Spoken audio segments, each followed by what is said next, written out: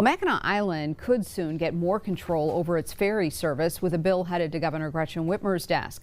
The measure passed the House yesterday after clearing the Senate last year.